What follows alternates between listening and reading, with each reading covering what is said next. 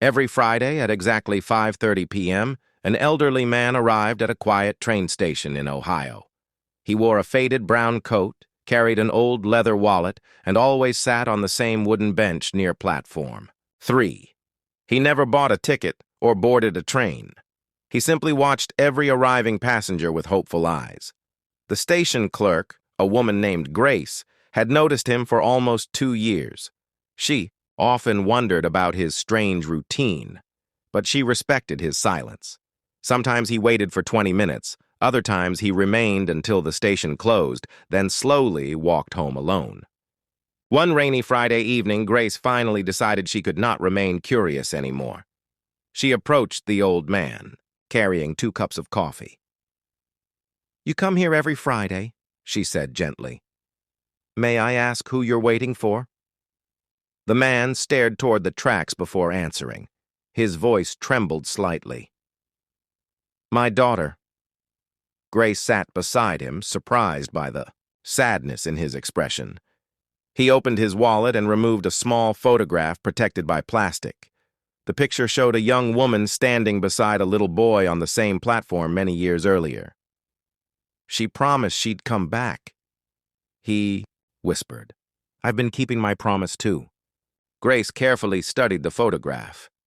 The young woman looked happy, with bright eyes and a warm smile. The little boy beside her appeared to be around 6 years old. Behind them stood the station clock, showing 4:15. "When did she leave?" Grace asked. The old man lowered his eyes. 15 years ago. He explained that his daughter had left after a terrible argument between them. She had wanted to move across the country while he had begged her to stay. Angry words were exchanged, and she boarded a train that night. Before leaving, however, she turned around and promised, "Dad, someday I'll come home." For years, he waited for that someday. At first, he expected her within months. Then he waited through birthdays, holidays, and countless winters. He called her old phone number repeatedly, but it had been disconnected. He sent letters to every address he could find, but none came back. Eventually, he stopped searching because he believed she needed time. Yet every Friday, he returned to the station, because that was where she had made her promise. Grace felt tears forming in her eyes. "Maybe she hasn't forgotten you," she said. The old man smiled sadly. "Father can hope," he replied, squeezing the photograph. Grace looked again at the photograph and suddenly noticed something familiar. The station building behind the family had changed very little over the years. She recognized the clock, the brick wall, and especially a small flower-shaped sticker on the old bench. But something else caught her attention. The young woman's face seemed strangely familiar. Grace had recently hired a new part-time employee at the station cafe, a quiet woman who had moved to Ohio only months earlier. That woman had mentioned having a difficult relationship with her father, though she never discussed details. Grace suddenly wondered whether the old man's 15-year wait might finally be ending. The following Friday, Grace watched the station cafe employee carefully. The young woman arrived early, carrying a small backpack and wearing a blue sweater. Her name was Emily. She was 29 years old and rarely spoke about her family. While preparing coffee, Grace noticed Emily staring toward platform 3. Suddenly, Emily froze when she saw the old man sitting on his usual bench.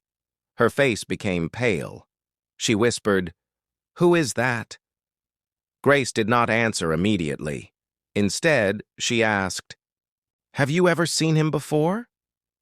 Emily shook her head, but tears slowly appeared in her eyes. "I don't know," she whispered. Then she noticed the photograph in his hand. Her breathing stopped. "That picture," she said. "Where did he get it?" Grace walked over to Emily and quietly explained everything. The old man had been waiting every Friday for 15 years for his daughter, who had promised to return. Emily listened without moving. When Grace showed her the photograph, Emily covered her mouth. She recognized the little boy standing beside the woman. It was herself. The woman was her mother, and the old man was her father. Emily had spent years believing her father wanted nothing to do with her after her parents separated. Her mother had always told her that he had chosen pride over family. But now, standing inside the station, Emily realized the truth might have been very different from what she had been told. Emily walked slowly toward the bench. The old man looked up, expecting another stranger. Then his eyes met hers. For several seconds, neither moved. Emily's lips trembled. "Dad," she whispered. The old man's photograph slipped from his fingers and landed on the floor. He stared at her face as if afraid she might disappear. "Emily?" His voice broke completely. She nodded, tears streaming down her cheeks. He stood slowly, almost afraid to believe what was happening. Then Emily ran toward him and wrapped her arms around his shoulders. The old man held her tightly and cried like a child. "I thought you forgot me," he whispered. Emily shook her head. "I never forgot you." They spent the next hour talking on the same wooden bench where he had waited for years. Emily explained that her mother had moved them across the country after the argument. She had grown up believing her father did not want her back. Later, when she became an adult, she tried, searching for him, but the information she had was outdated. She eventually moved to Ohio for work, never realizing that her father was sitting at the station she passed every day. Daniel listened quietly, tears filling his eyes. "I should have searched harder," he said. Emily held his hand. "We both lost years," she replied, "but we're here now." That evening, Grace watched father and daughter leave the station together.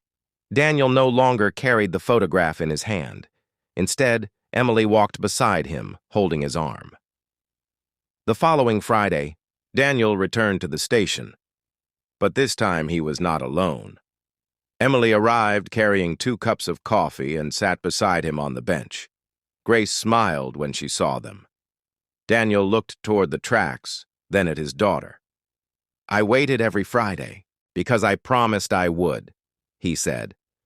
Emily smiled through her tears. "And I came back because you never stopped waiting." From that day forward, Platform 3 was no longer a place of loneliness. It became the place where a broken family finally found its way home.